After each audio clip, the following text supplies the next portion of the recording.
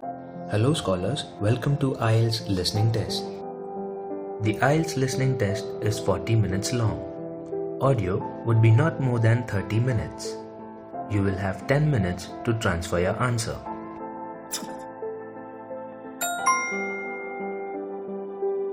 Good luck. The test is in 4 parts: Part 1, Part 2, Part 3, and Part 4. Now look at Part 1. Part 1. You will hear a man phoning to inquire about hotel information. First, you have some time to look at questions 1 to 4.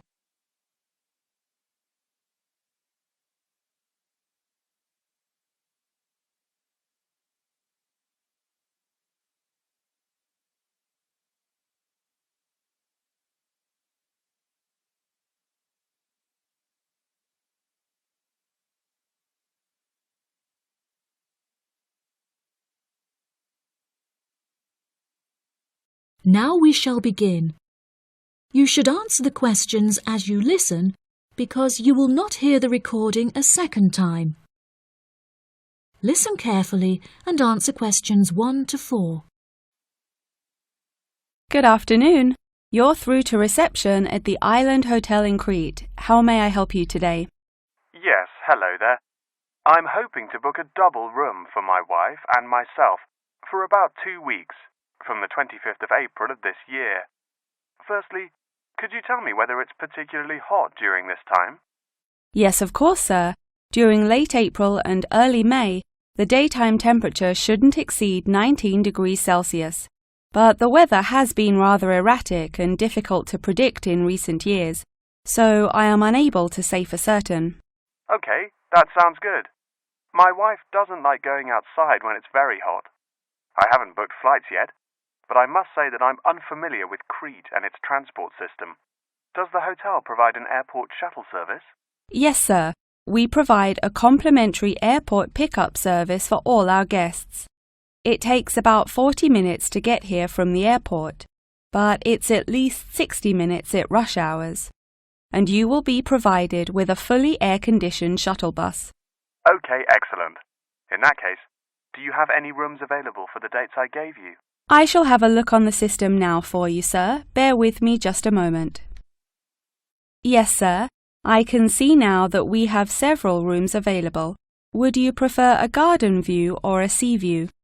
Well, ideally I would like a sea view room with a balcony. But of course that depends on the difference in price. Not to worry, sir. All of our standard double rooms have en-suite facilities and a balcony. If you would like one of our sea view rooms, there is a premium of €60 per night. Okay, so could you tell me the total nightly rate for a standard double room with a sea view? Yes, of course, sir. For the spring months, our rate is €216 per night. For 14 nights altogether, this will come to €3,024. Perfect. I also read on your website that the hotel has gym and spa facilities. Are there any other facilities on offer? Yes, we have a large outdoor infinity pool overlooking the ocean, with luxury sunbeds and a poolside bar. We also have 3 full-size tennis courts, where we run a popular doubles tournament, with the winner receiving 2 all-inclusive spa day vouchers. Goodness, I shall have to brush up on my tennis skills. Before you hear the rest of the conversation, you have some time to look at questions 5 to 10.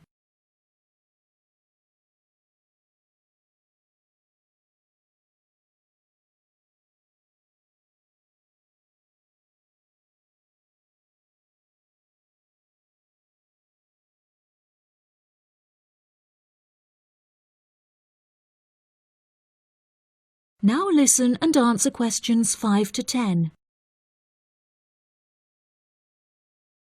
Are there any other activities organised by the hotel that we can partake in? It's just that it's our wedding anniversary on the 30th of June, and I would like to provide my wife with a perfect romantic getaway. I can assure you, sir, that your wife won't be disappointed.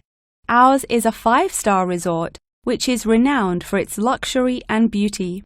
In terms of activities, The hotel provides thrice-weekly entertainment. On Tuesdays, guests will take a minibus and partake in learning to cook succulent fish dishes with our Michelin-starred chef Enrique.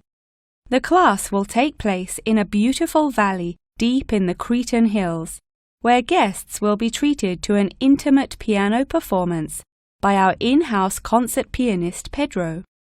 On Wednesdays, a select number of guests will be fortunate enough to explore the mountains by helicopter, before being transported to a tropical Cretan garden by shuttle bus.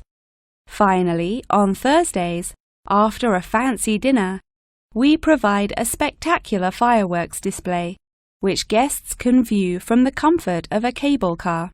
Oh, wow! That all sounds absolutely wonderful. I shall book the room now, and then I need to look at flights so as not to become extortionate. Would you like to take my details now or later? That is the end of part 1. You now have half a minute to check your answers.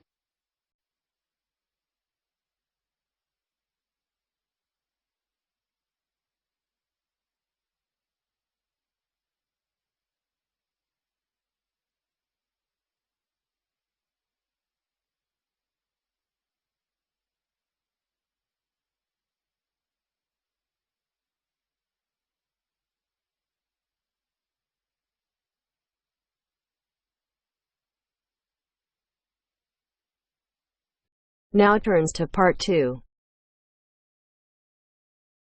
Part 2. You will hear part of a talk given by a member of staff at a hospital. First, you have some time to look at questions 11 to 15.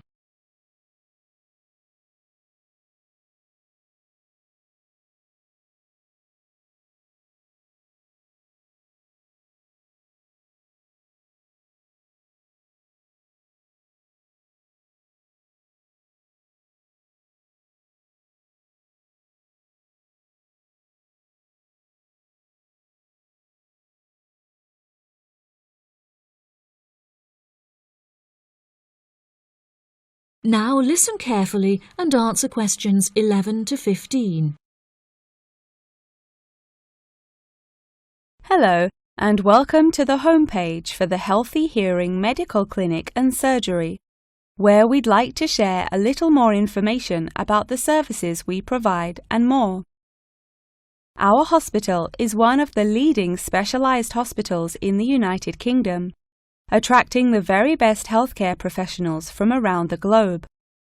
Not only are we a leading medical practice, but we are also the only hospital in the United Kingdom dedicated entirely to the treatment of and research into the curing of hearing loss. Our facilities and staff here are renowned across Europe, attracting thousands of patients a year. Our consultations can number anything up to 11,000 patients a year. However, we aim to treat around 5,000 patients a year so as to maintain and ensure the quality of our services. Our patients are guaranteed the highest standard of care, as well as the use of our first-class facilities. All patients requiring overnight treatment are provided with their own private room with ensuite facilities, as well as a state-of-the-art entertainment center, which includes a flat-screen LCD television and PlayStation. Appointments with our healthcare professionals can be made at any time during the week, with female doctors available between 8 a.m. and 11 a.m. If you need to see a doctor outside of these times, please visit the Out of Hours page of our website for more information. Our doctors are all trained to an exceptionally high standard and practice a vast array of specialities.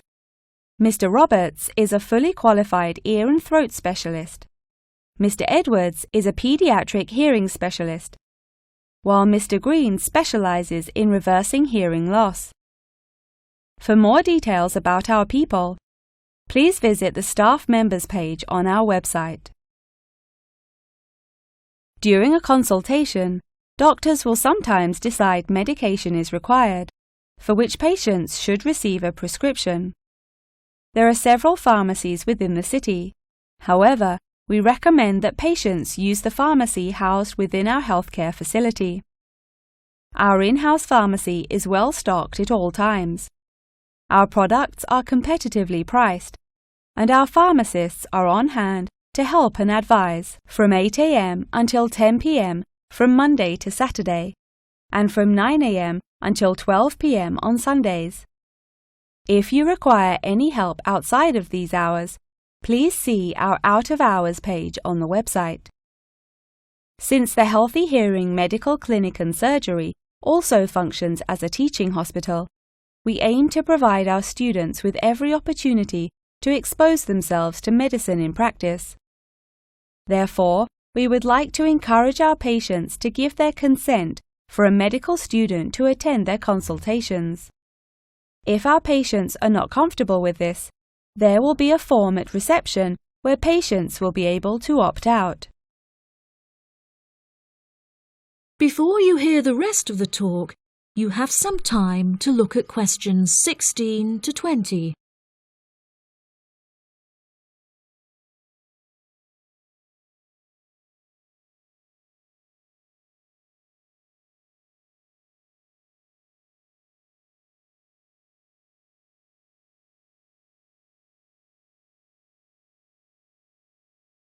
Now listen and answer questions 16 to 20. Now, please look at the map I've given you of the Healthy Hearing Medical Clinic and Surgery. For those not familiar with our practice, reception can be found through the main door at the end of the corridor. If your consultation is booked with Mr. Green, you need to go through the main door and turn right by the nurse's desk, and his office is at the end of the corridor on your left-hand side. If you need to alter any of your personal details, please visit our secretary at the Office for Medical Records, which you will find next to the therapy room. If you're awaiting surgery, please first check in with reception before taking the first door on the right after you enter the clinic. Finally, in the event that you feel disappointed with any of the services we have provided, or have any further questions, please locate our manager's office, which can be found near the Office for Medical Records and between two closets. If you have any more questions about the Healthy Hearing Medical Clinic and Surgery, please do not hesitate to contact us on 01 256 111 111. That is the end of part 2. You now have half a minute to check your answers.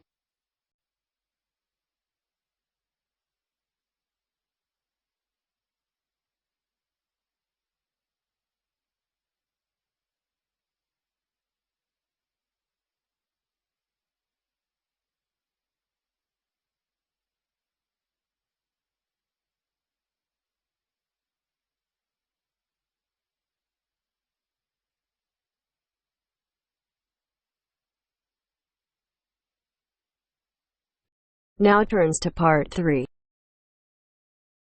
Part 3. You will hear Jim and Jane, two students, talking about their professor's lecture. First, you have some time to look at questions 21 to 25.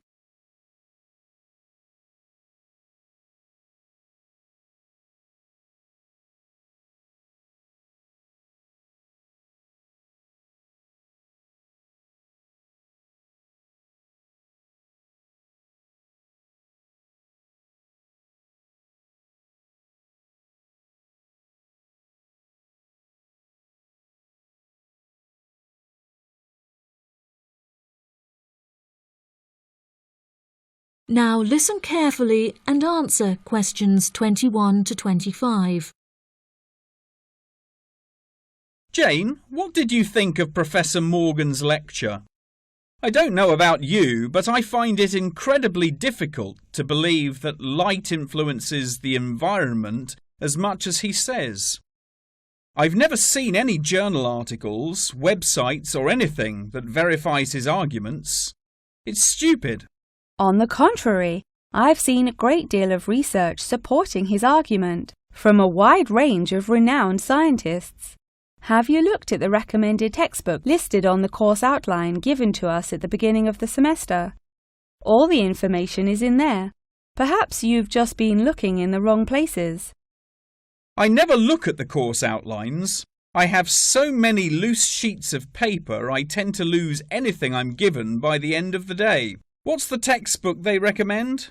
And where can I get it from? I should probably go buy it soon. I'm already behind in the course.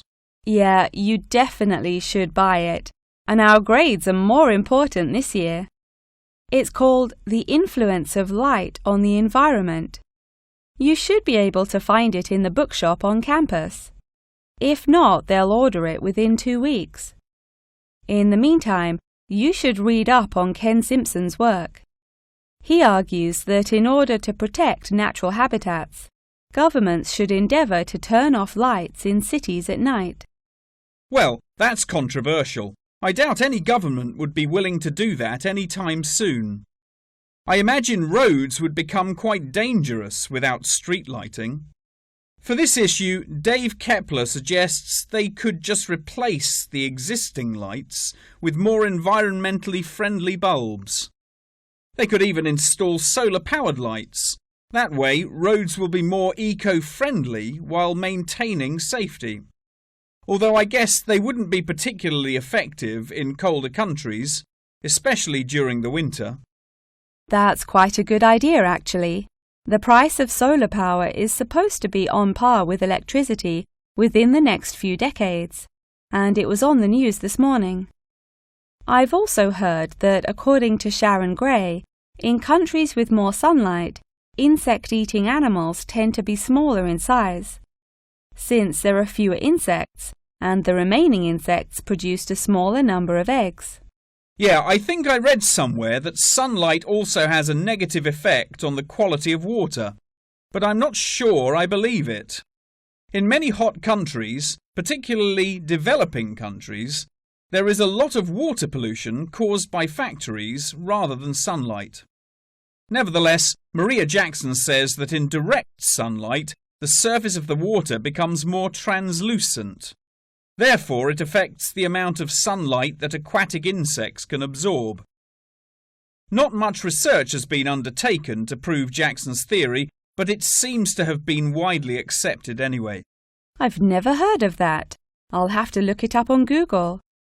The only other theory I've studied is Barbara Swallow's study on how declined insect population adversely affects the frog population. Not that I'm complaining. I hate insects, especially spiders. You have arachnophobia? I never would have guessed. Didn't your brother have a pet black widow spider? Yes, he did, and I hated it. It escaped from its cage once, and we never found it. I had nightmares for months. Before you hear the rest of the conversation, you have some time to look at questions 26 to 30.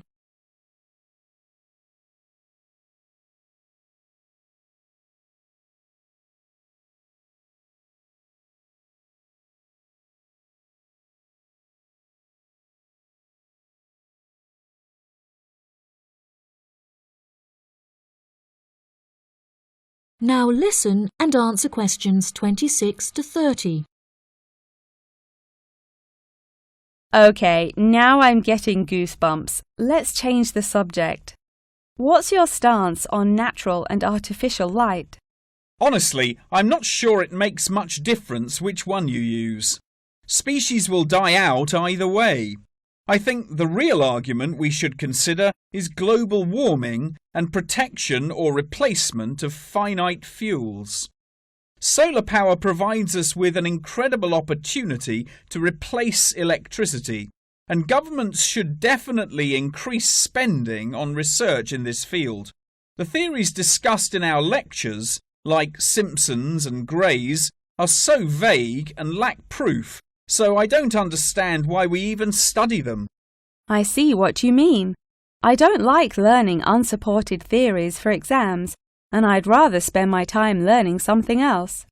For example, I'd be much more interested in studying the animals in safari parks than researching migratory birds, particularly the effect of tourists on the quality of life of animals. As we know, every year thousands of visitors will drive in their own vehicles or ride in vehicles provided by the facility to observe freely roaming animals. Yeah, that would be really interesting. Especially those animals living in more tropical countries like Borneo. Following on from that, I want to study how bringing animals over from foreign countries to put in our zoos affects their life expectancy. For example, do you remember when China sent pandas to Edinburgh Zoo? Apparently, one of the pandas became depressed, but it was never explained why. To me, obviously, you can't take an animal out of its natural habitat and put it in a cage on the other side of the world. It just doesn't work. That is the end of part 3. You now have half a minute to check your answers.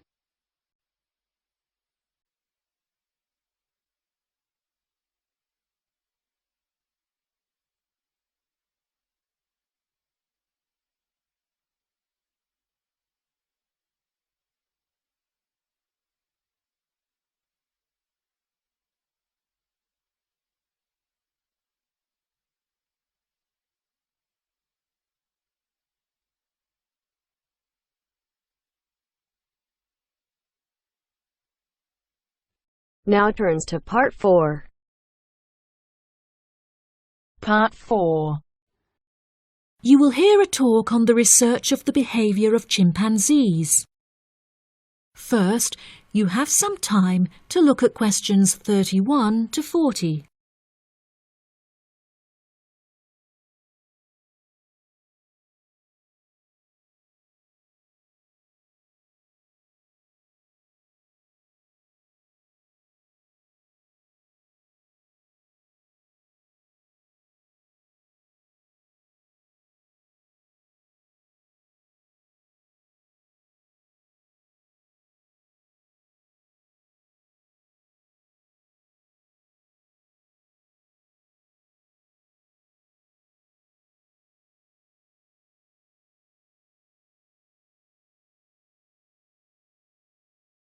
Now listen carefully and answer questions 31 to 40. Welcome back to my series of short lectures on apes. Today we will examine recent and historical breakthroughs on the behaviour of chimpanzees, otherwise known as chimps. The word chimpanzee is an umbrella term for two different species of apes in the genus Pan, which are the common chimpanzee or pan troglodytes found in West and Central Africa, and the bonobo, or Pan paniscus, which are found in the forests of the Democratic Republic of the Congo. Chimpanzees belong to the Hominidae family, together with gorillas, orangutans, and indeed humans. Current research tells us that the chimps broke away from the human branch of the Hominidae family approximately 6 million years ago, and remain the closest living relative to humans to this day. More modern researches into chimpanzees have centered on their behavioral characteristics, once all biological and genetic factors have been ruled out. In this way, scientists have unearthed an unfathomable amount of similarities between human and chimpanzee behavior. Although much of this research has taken place through observation of captive chimps, the results are widely seen as an authoritative reflection of chimps living in the wild. Chimps live in large so-called communities comprised of many male and female members, with the social hierarchy determined by an individual chimp's position and influence.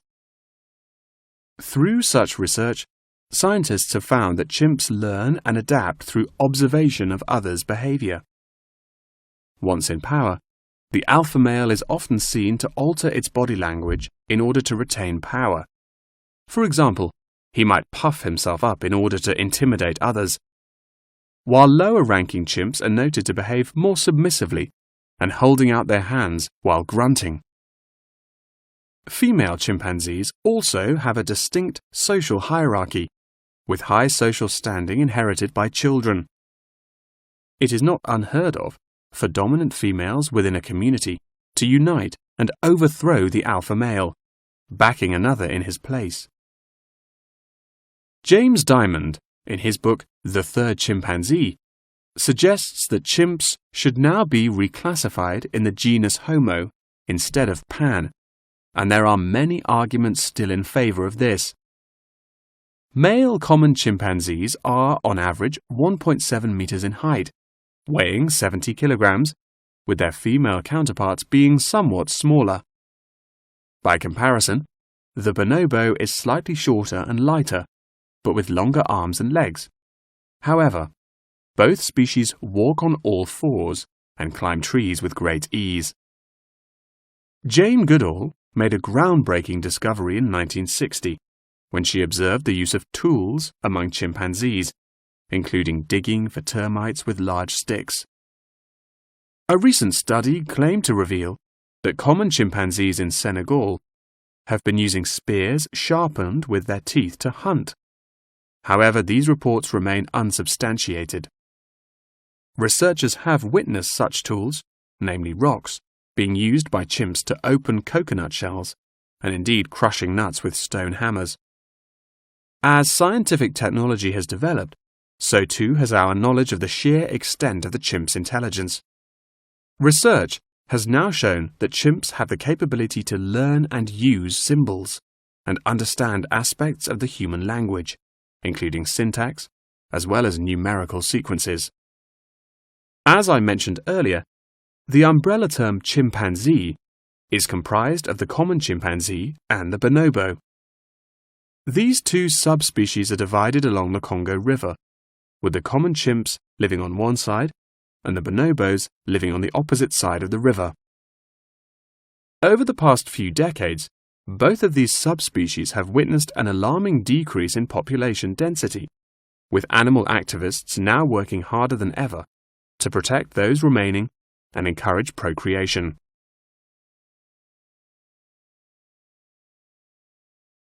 In addition, next week's episode will focus more closely on how chimpanzees in captivity are able to learn things through imitating the behavior of humans, as well as how chimpanzees' behaviors have developed over many generations. Thank you very much for attending this evening's lecture. I hope you found it intellectually stimulating, and I look forward to seeing you again next week. Good night.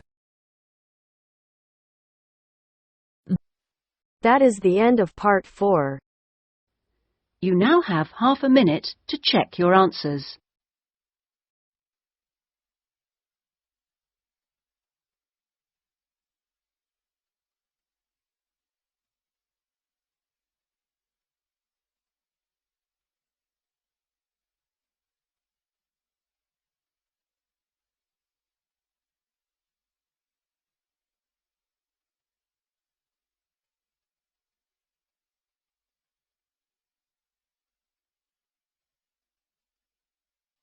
That is the end of the listening test. In the IELTS test, you would now have 10 minutes to transfer your answers to the listening answer sheet.